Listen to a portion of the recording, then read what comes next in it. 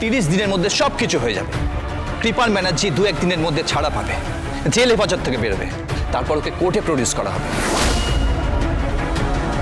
সেই সময় advocate Gita LLB হয়তো পৌঁছতে পারে, কিন্তু মুখার্জি বাড়ির বউ সেখানে পৌঁছবে না।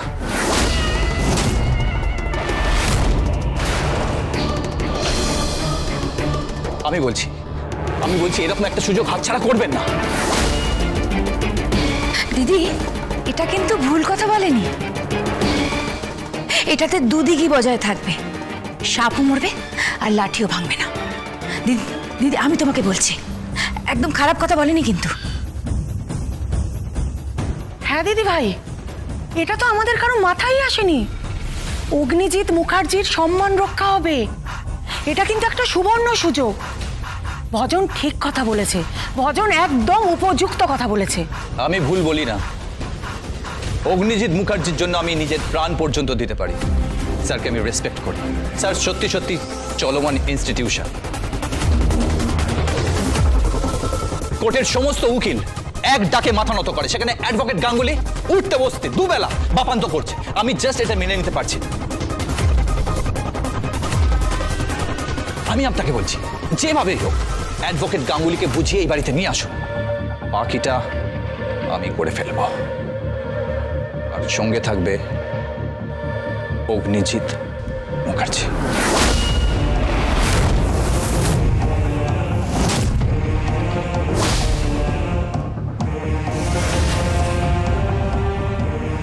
আমি যাব।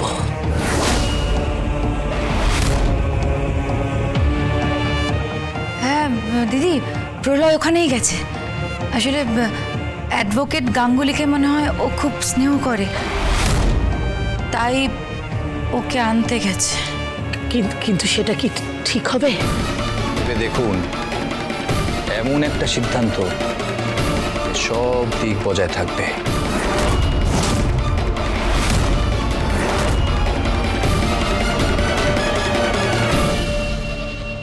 তুমি অগ্নিজিৎ মুখার্জির ছেলে? হ্যাঁ।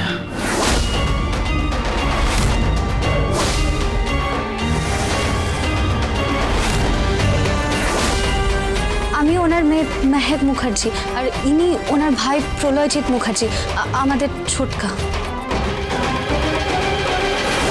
আমার মেয়ের সঙ্গে তোমার বিয়ে হয়েছে? হ্যাঁ, বিয়ে হয়েছে বলতে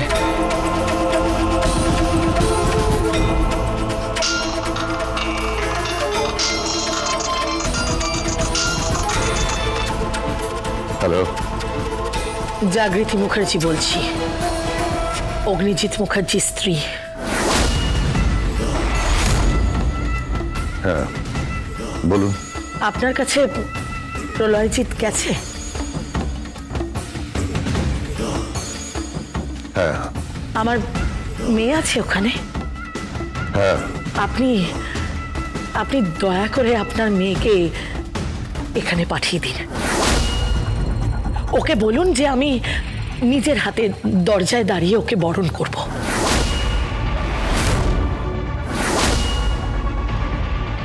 এ কথা আপনি বলছেন?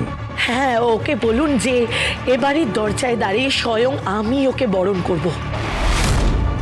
আপনি প্লিজ যেভাবেই হোক ওকে পাঠিয়ে দিন। আমরাও জানতাম না, বিশ্বাস করুন, আমরাও জানতাম না যে ও আমার ছেলে স্বস্তিক মুখার্জির ভালোবাসা।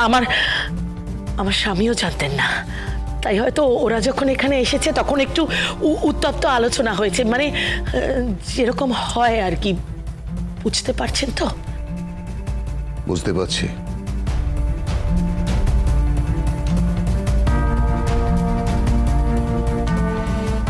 আপনার সাথে যা যা হয়েছে,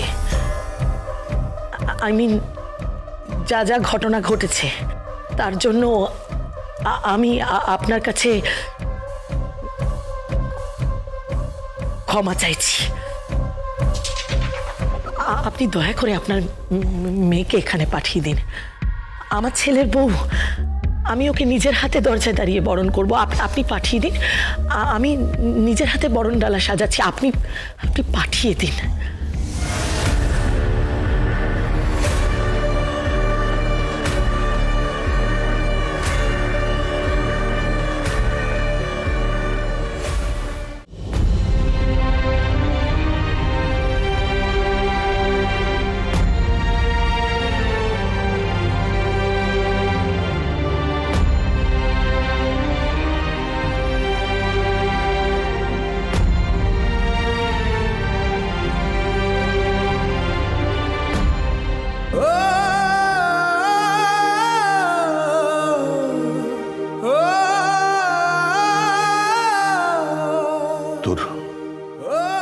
শ্বশুর বাড়ি থেকে ফোন এসেছিল। অগ্নিজিৎ মুখার্জির স্ত্রী ফোন করেছিলেন। উনি ওনাদের কৃতকর্মের জন্য ক্ষমা প্রার্থী, ক্ষমা চেয়েছেন।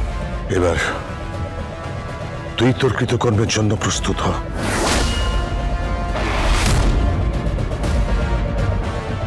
পদ্ম, ওর মা কোথায়? আগে একটু বেরিয়েছে, সামনের দোকানে গেছে। মা এলে ওকে সাজিয়ে দে,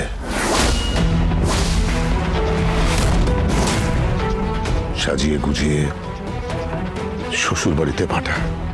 আমার আমার কথাটা শোনো বাবা, আমার কথাটা শোনো। আমার কিছু বলার আছে, আমার বলার আছে বাবা। তোমার কি আর বলা থাকতে পারে? তুমি মুখার্জি বাড়ির বউ হচ্ছ। তুমি বিশ্বাস করো গীতা, সব থেকে বেশি খুশি আমি হয়েছি, জানো তো? আমি সত্যি খুব খুশি হয়েছি, ভীষণ খুশি হয়েছি। তুমি প্লিজ ওই বাড়িতে চলো, তুমি এসো ওখানে। যদি কেউ তোমার বরণ না করে, আমি তোমার বরণ করব। হ্যাঁ, আমি কথা দিচ্ছি, পুরুষ মানুষ হয়ে আমি বলছি আমি তোমার বরণ করব। দরকার হলে তোমার স্বামী তোমাকে বরণ করবে। আমরা সবাই তোমার পাশে আছি। হ্যাঁ তুমি চলো, বিয়ে যখন হয়ে গেছে তখন ফিরে চলো। তাছাড়া স্বয়ং জাগৃতি মুখার্জি তোকে বরণ করবে, কথা দিয়েছেন তোর কোনো অসম্মান হবে না। তুই তৈরি হয়ে নে, তৈরি হয়ে নে মা। কিন্তু বাবা, আমার একটা কথা আছে। পুরো পরিস্থিতিটা তোমাকে শুনতে হবে। কোন পরিস্থিতিতে বিয়ে হয়েছে, কিভাবে বিয়ে হয়েছে, তোমাকে পুরোটা শুনতে হবে বাবা, পুরোটা বুঝতে হবে। বোঝাটা তোমার দরকার। কি বোঝার আছে? আর কিছু তো বোঝার নেই। তুমি কি বোঝার কথা বলছো আমি তো বলতে পারছি না। আমি বলছি শোনো, তুমি চলো ওখানে, তুমি দেখবে আমাদের পরিবারের মঙ্গল হবে তুমি গেলে। আমি বলছি, বিশ্বাস করো, সত্যি মঙ্গল হবে। তুমি একমাত্র পারবে বাড়ির প্রত্যেকটা লোককে শুধরে দিতে, ওই পরিবারকে শুধরতে পারবে তুমি চলো ওখানে। কিন্তু আমার কথাটা শুনুন, আমার কিছু ব্যক্তিগত কথা আছে, আমার বাবার সাথে কিছু কথা আছে, আমার মায়ের সাথে কিছু কথা আছে, আর সেই কথাগুলো ব্যক্তিগত, আমি সেগুলো বলে নিতে চাই। কি বলতে চাও তুমি? হ্যাঁ, আর কি বলতে চাও? বিয়েটা তো তোমাদের হয়েই গেছে, আর কি বলার আছে কি? হ্যাঁ, আমার সেই বিয়ে নিয়েই কথা আছে। আর আমি বলতে চাইছি যে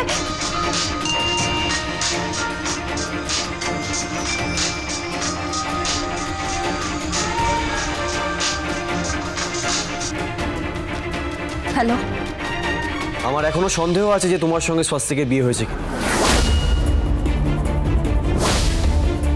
তাই বুঝি পালিয়ে গিয়েছিলেন নিজের ভাইকে দেখে? ধরে নাও তাই, কিন্তু এখন আমারও কনফিউশন আছে তোমার এই চলে যাওয়াটা নিয়ে। আমি এবং আমার পুরো পরিবার এখানে আছে। আমার মম অনুমতি দিয়েছে এবং আমার বাবাকে ফোনও করেছে। তোমাকে এই বাড়িতে বরণ করা হবে, আমার ভাইয়ের বউ হিসেবে বরণ করা হবে। সারা পৃথিবীর লোক যখন তোমাকে এই বাড়ির পুত্রবধূ হিসেবে মেনে নিয়েছে, আমার ভাইয়ের বউ হিসেবে মেনে নিয়েছে, তখন একজন লোকের চোখ তোমার দিকে আছে, যে তোমার উপর নজর রাখছে এবং প্রতিটা মুহূর্তে নজর রাখবে শুধু একটা জিনিস নিশ্চিত করার জন্য, যে তোমার সঙ্গে আমার ভাইয়ের বিয়ে হয়েছে কিনা, সত্যি সত্যি তোমার সঙ্গে আমার ভাইয়ের বিয়ে হয়েছে কিনা, যেটা আমার পক্ষে মেনে নেওয়া সম্ভব নয়। এবং আমার ধারণা তোমার পক্ষেও। কি? না, কিছু না, পুরো পরিবার অপেক্ষা করছে। তুমি এসো, বরণ করা হবে। আমিও দেখতে চাই আমার এই দুই চোখ নজর রাখছে।